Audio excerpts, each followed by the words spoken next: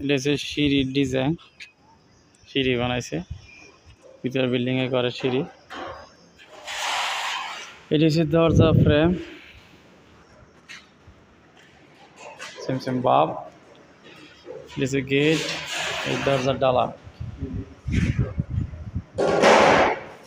अभी মাজন মাজনের পরে আবার রং করা হইব কম্পিউটারে। এই যে সিঁড়ি কমপ্লিট করা হয় নাই, শুধু বানাইছে। গ্যানিং করবো, তারপর কমপ্লিট করার পরে রঙ ভরাইব।